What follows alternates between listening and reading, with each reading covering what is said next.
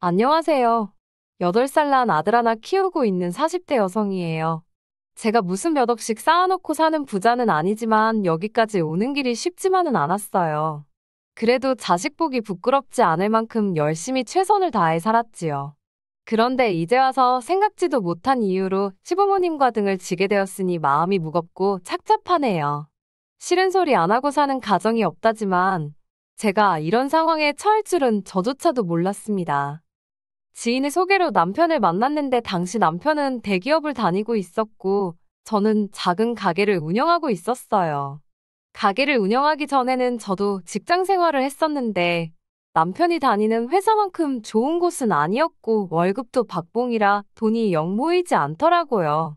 그래서 나이 29살에 다니던 회사를 때려치고 친정어머니의 도움으로 작은 피자 가게를 열었습니다. 그리고 운이 좋았는지 1년 만에 그 지역에서 5손가락 안에 드는 맛집으로 인정받게 되었고 남편을 만났을 당시에는 가게가 어느 정도 안정세에 들어선 때였어요. 사귄 지 2년 만에 양가의 축복 속에서 부부의 연을 맺었는데 당시 시댁도 사정이 나쁘지 않았고 친정은 경제적으로 여유가 있었습니다. 덕분에 시댁에서 5천, 친정에서 1억 정도 경제적 지원을 받았고요. 그리고 저희 둘이 모은 돈도 제법 있었기에 4억대 아파트에서 신혼살림을 시작할 수 있었지요. 솔직히 말해서 당시 제 주변의 많은 친구들이 저를 부러워했어요. 하지만 그 행복은 오래가지 못했습니다. 제가 아들을 낳고 얼마 지나지 않았을 때였는데 아버님이 갑자기 사업을 하겠다면서 회사를 나오신 게 화근이었지요. 명예퇴직까지 2년도 남지 않았던 터라 어머님께서 절대 안 된다고 말리셨다는데 저희 아버님 성격이 소위 당신 말이 법이라는 분이세요. 게다가 평소에도 어머님 따라 멍청한 녀 편내라고 칭하시며 많이 무시하셨거든요.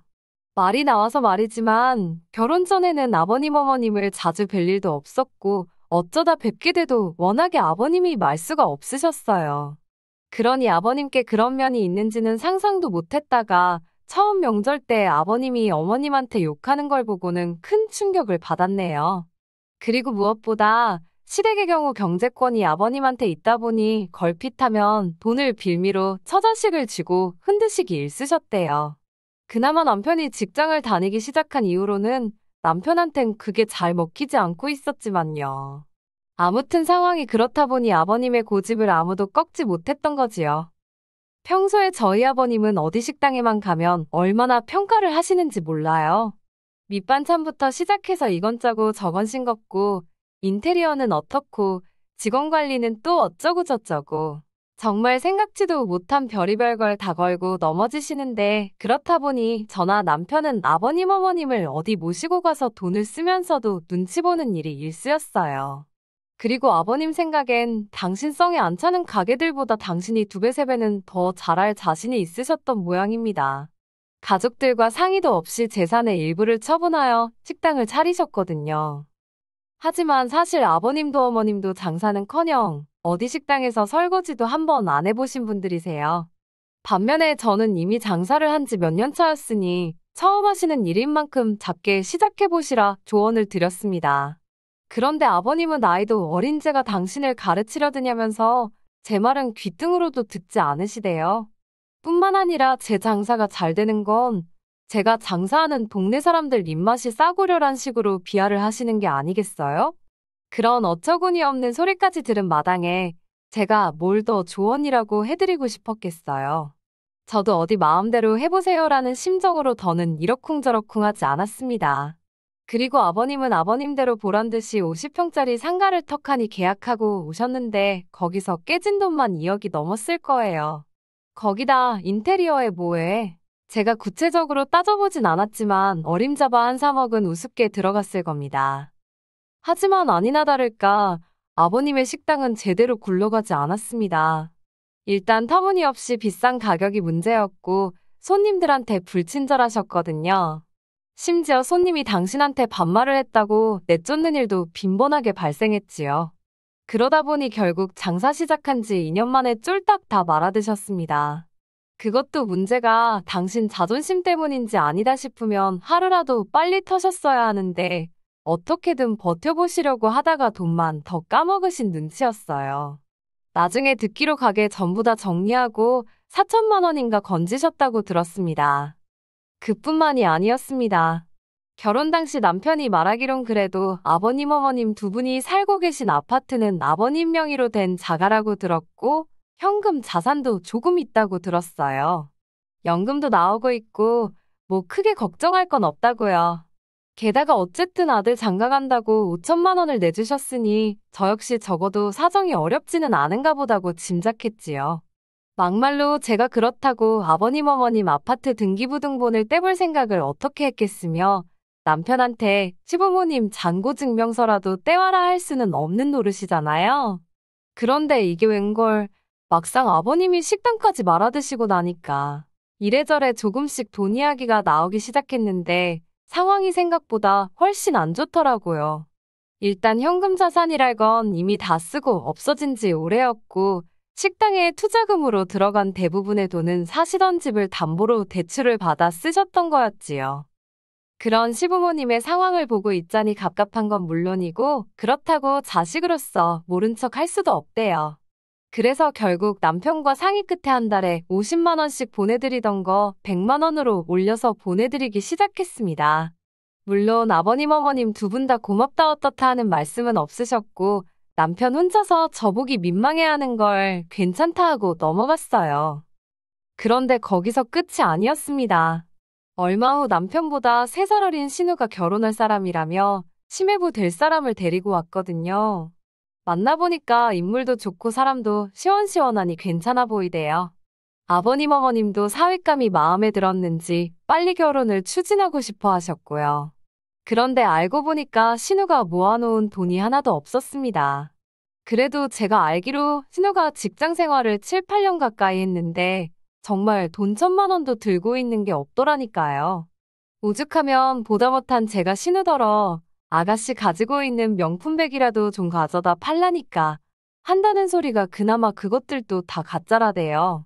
사실 저희 신우가 평소에도 좀 화려하게 입고 들고 다니고 입은 또 고급이라 밥 한 끼를 먹어도 어디 좋은 데 가서 먹고 그러거든요. 근데 그게 자기가 벌어서 자기가 그렇게 쓰고 사는 거니 옆에서 보기에 이해는 안 돼도 전화 남편이나 별소리 한 적은 없어요.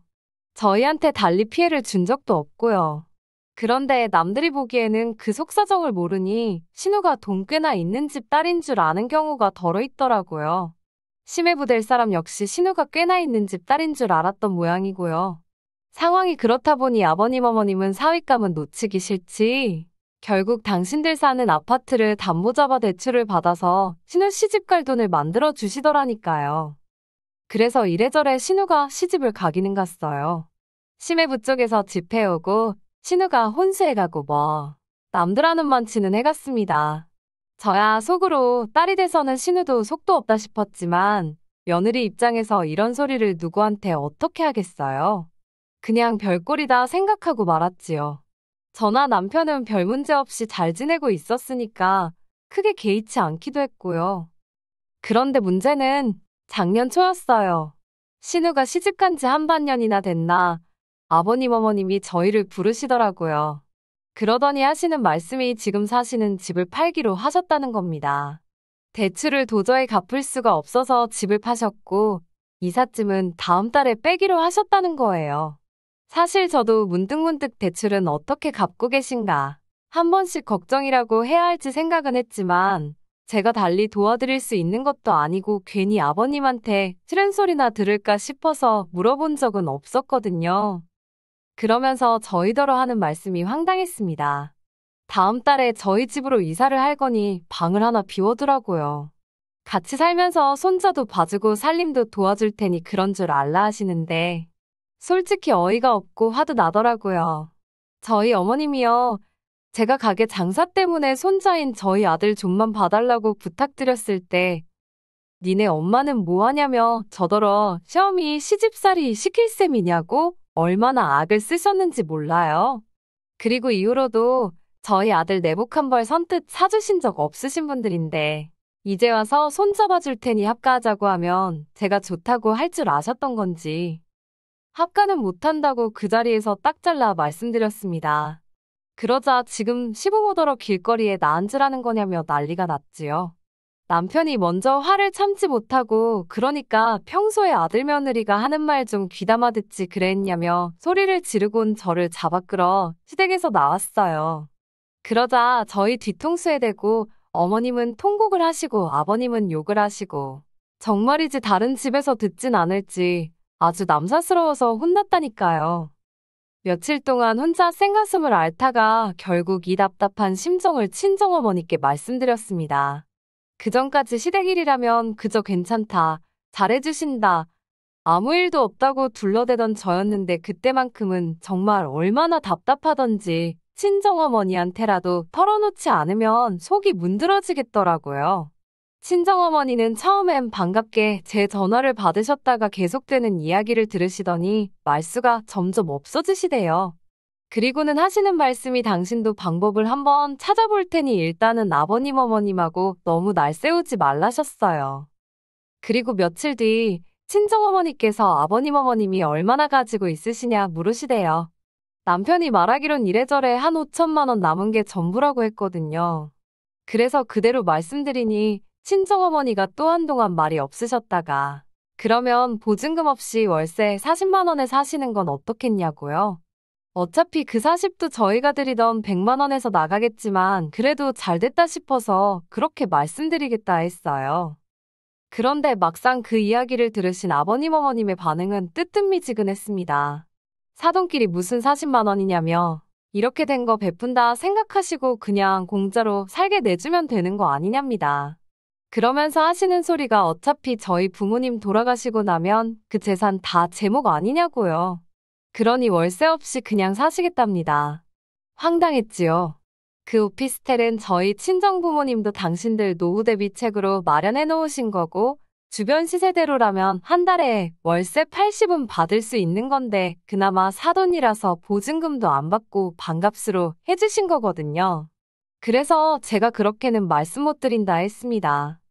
하지만 제가 그 정도로 안 된다 했으니 아버님 어머님도 수긍을 하셨으면 좋았을 텐데 아버님은 기어이 저희 친정어머니께 직접 연락을 드렸더군요. 그리고는 친정어머니더러 서로 돕고 사는 세상 아니냐며 자식을 주고받은 사이에 그깟 40만 원을 꼭 받아서 생색을 내야겠냐, 집주인 행세를 하려드는 거냐, 별의별 말 같지도 않은 소리를 하셨다대요. 저희 친정어머니가 그럼 그냥 살지 마시라는 소리가 목구멍 끝까지 올라왔는데 딸인 제 입장도 있고 해서 꾹 눌러 참고 한번 딸이랑 이야기해보겠다 하셨답니다. 저는 그 이야기를 듣는 내내 어찌나 분하고 속상하던지 온몸이 부들부들 떨리더라고요. 저희 친정어머니가 정말 선의로 베푸시는 건데 아버님은 마치 당신이 뭘 맡겨놓기라도 했다고 생각하신 건지 솔직히 저를 막대하시고 무시하셔도 아버님 연세도 있으시고 성격도 그러하냐고 흘려넘기기 일쑤였어요. 하나하나 따지고 들면 아버님하고는 물론이고 남편과의 사이도 틀어질까 싶어서 나 하나 참으면 그만인 셈 쳤달까요. 그런데 다른 사람도 아니고 저희 친정어머니한테 함부로 말씀하셨단 소리를 들으니 분해서 참을 수가 없었네요. 저는 남편에게 아버님하고 확실히 어느 쪽이든 정리를 하라 했습니다. 들어와서 사실 거면 집세 40만 원 내시고 그게 아니면 알아서 하시라 말씀드리라 했지요. 남편은 저에게 몹시 미안해하면서 아버님 어머님께 제 뜻을 전했고 집안이 뒤집어졌습니다. 아버님은 돈 40만 원 가지고 아주 지 시부모 길을 꺾어 놓으려 든다며 괘씸하다 난리셨고 죽어도 저희 친정어머니께 사과는 못한다 하시대요. 그래서 저도 그러면 그냥 오피스텔 이야기는 없던 걸로 하자 했습니다. 막말로 제가 뭐 아버님 어머님한테 사정해서 오피스텔로 모시고 싶은 생각도 없었고요. 그리고 결국 이삿날이 되었어요. 아침에 출근 준비를 하는데 어머님한테 전화가 와서는 2시쯤 도착한다고 이삿짐 넣어야 하니까 현관 비밀번호를 알려달랍니다. 어이가 없어서 저희 집으로 이사를 왜 오시냐고 계실 곳 없다고 딱 잘랐어요. 그리고는 그렇게 대책 없이 움직이시면 어쩌냐고 저도 모르게 조금 울컥해서 화를 냈네요. 그러자 언제 아버님이 받으신 건지 비밀번호 말 안 하면 2번 다시는 저희 자식으로 생각 안 하겠다며 으름장을 놓으시는 겁니다. 어머님 아버님 억지에 진저리가 나서 남편에게 전화기를 넘겼고 이후로 스피커폰이 아닌데도 무슨 상황인지 다 알 만큼 아버님과 남편 사이에 고성이 오가돼요. 결국 아버님 어머님은 신혼에 집으로 가셨고 남편은 저에게 못 보일 꼴을 보여서 미안하다 했습니다. 그리고 이후로는 아버님 어머님과 정말 연을 끊었다시피 하고 살게 되었네요. 사실 얼떨결에 아버님 어머님을 모시게 된 신우에게는 조금 미안한 마음이 있어서 아버님 어머님들이던 생활비를 신우편으로 보내주고 있어요. 사실 이번 일로 저보다는 남편이 아버님 어머님에 대한 원망을 더 크게 하는 듯해요. 근데 그거야 남편과 시부모님 사이의 일이니 저는 끼어들지 않을 생각입니다. 그저 언젠가 아버님도 당신이 지나치셨음을 깨달으시면 좋겠다는 바람뿐이에요. 긴 이야기 들어주셔서 감사합니다. 오늘의 사연은 여기까지입니다. 구독과 좋아요, 알람 설정해주시면 앞으로 더 좋은 사연으로 찾아오겠습니다. 감사합니다.